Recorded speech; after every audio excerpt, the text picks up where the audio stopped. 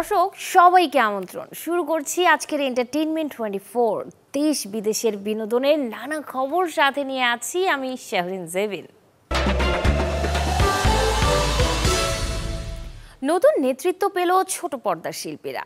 গতকাল আয়োজিত অভিনয় শিল্পী সংঘের নির্বাচনে সভাপতি পদে আব্দুল্লাহ রানাকে হারিয়ে আজাদ আবুল কালাম এবং সাধারণ সম্পাদক পদে শাহেদ শরীফ খানকে হারিয়ে জয়ী হন রাশেদ মামুন অপু। এবারে সর্বোচ্চ 458 ভোট পেয়েছেন কার্যকরী সদস্য পদে নির্বাচিত হওয়া ইমরান হোসেন। নতুন নেতৃত্ব পেয়েছেন ছোট পর্দা শিল্পীদের সংগঠন অভিনয় শিল্পী সংঘ, যেখানে 310 ভোটে সভাপতি আজাদ আবু কালাম এবং 367 ভোট পেয়ে সাধারণ সম্পাদক পদে জয়ী হয়েছেন রাশেদ মামুন অপু।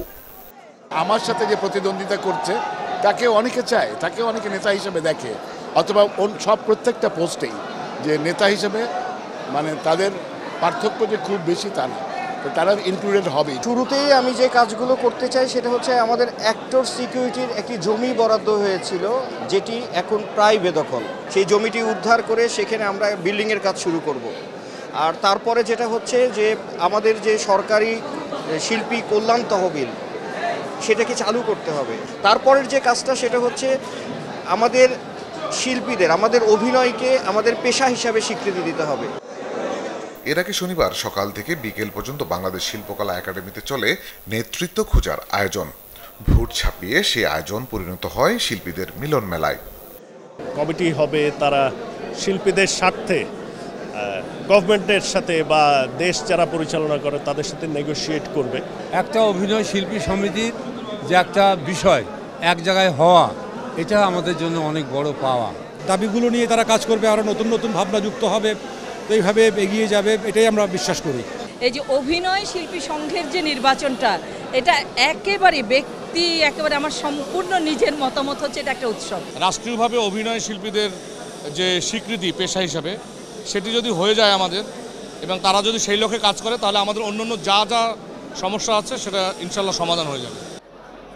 এবারে নির্বাচনে 21টি পদে প্রতিদ্বন্দ্বিতা করেছেন মোট 40 জন প্রার্থী। 21 পদের মধ্যে 2টি পদের প্রার্থী বিনা প্রতিদ্বন্দ্বিতায় আগেই হন নির্বাচিত, বাকি 19 পদে জয়ী হন। আমি বিশ্বাস করি তাদের সবাইকে সাথে নিয়ে যদি আমরা কাজ করি, তাহলে আমাদের সংগঠনে আমরা যে পরিবার মনে করছি আমাদের এই সংগঠনটিকে, আমরা পরিবারের সদস্য হিসেবে সবাই একসাথে কাজ করতে পারব। ছোট্ট একটা সংগঠনের ইস্যু, কিন্তু গণতান্ত্রিক পদ্ধতিতে এটা করা হয়েছে।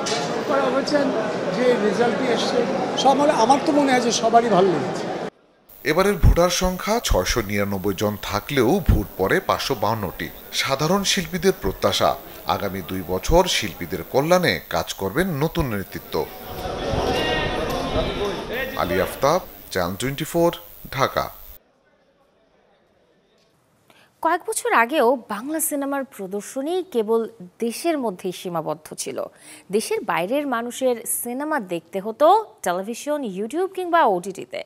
গত কয়েক বছরে এই চিত্র পাল্টে গেছে। দেশ মাতিয়ে এবারে ঈদের সিনেমাগুলো দেশের বাইরেও কুড়াচ্ছে প্রশংসা।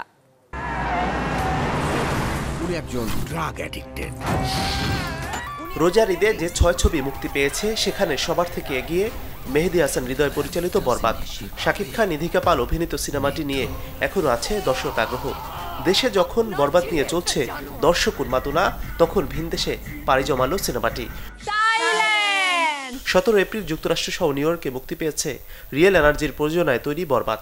থিয়েটার সংশ্লিষ্টদের ভাষায় ব্যাপক দর্শক সাড়া পাচ্ছে চলচ্চিত্রটি।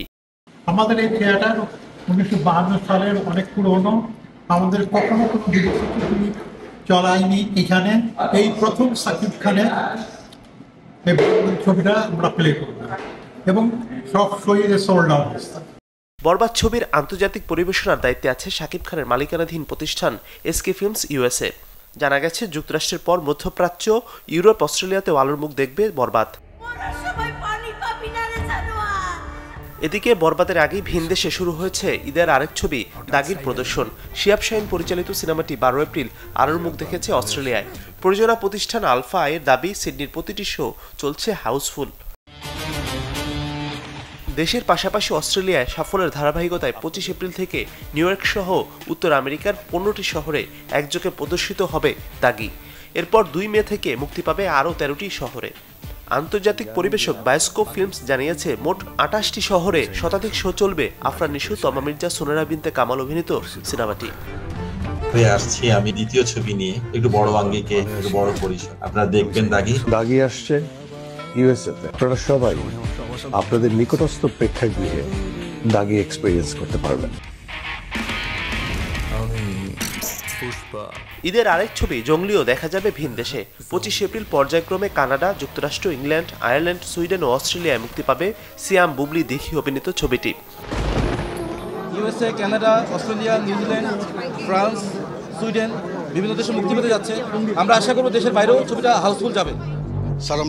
এদিকে দিন চূড়ান্ত না হলেও খুব শিগগিরই দেশের বাইরে চক্কর 302 মুক্তি পাবে বলে জানিয়েছেন ছবির পরিচালক শরফ আহমেদ জীবন। আমি খুন করি নাই, সব ক্রিমিনাল প্রথম এই কথাটা বলে। মাঝহারুল ইসলাম তামিম, চ্যানেল 24। আমি এখানে অভিনেতা হাসান চৌধুরী হিসেবে। সবসময়ই জাতীয় বাজেটে সংস্কৃতি খাত সবচেয়ে উপেক্ষিত থাকে। শিল্পীরা থাকেন বঞ্চিত, অবহেলিত। অথচ দেশ ও রাষ্ট্রের গঠনে সংস্কৃতির ভূমিকা অত্যন্ত গুরুত্বপূর্ণ। তাই দেশে সংস্কৃতি চর্চার সুষ্ঠু বিকাশের ধারাবাহিকতা অব্যাহত রাখতে আসন্ন জাতীয় বাজেটের 1% সংস্কৃতি খাতে বরাদ্দের দাবি করেছেন দেশের সংস্কৃতি ক্ষেত্রে অগ্রগণ্য ব্যক্তিত্বরা। শুক্রবার বিকেলে শিল্পকলা একাডেমির জাতীয় নাট্যশালার সেমিনার কক্ষে সংস্কৃতি খাতের বাজেট পর্যালোচনা ও প্রস্তাবনা শীর্ষক এক সেমিনারে এমন দাবি করা হয়েছে। সেমিনারটি আয়োজন করে theatre artist association of Dhaka. সেমিনারে মূল বিষয়ে ধারণাপত্র পাঠ করেন তাদের তৌফিকুল ইসলাম। এতে গত 10 বছরের জাতীয় বাজেটে সংস্কৃতি খাতের বরাদ্দের তথ্য উপস্থাপন করা হয়। নাট্যজন আজাদ আবুল কালামের সভাপতিত্বে সেমিনারে প্রধান অতিথি হিসেবে উপস্থিত ছিলেন অর্থনীতিবিদ অধ্যাপক আনু মোহাম্মদ। আসছে জন উইকের নতুন কিস্তি, from the world of John Wick Ballerina. মূলত জন উইক চ্যাপ্টার 3 ও 4 থেকে এগুবে এই ছবির গল্প, যেখানে জন উইক একজন ব্যালেরিনা ডান্সারের রহস্য নিয়ে হাজির হবেন। 6 জুন হলিউড প্রেক্ষাগৃহে আলোর মুখ দেখবে এই সিনেমাটি।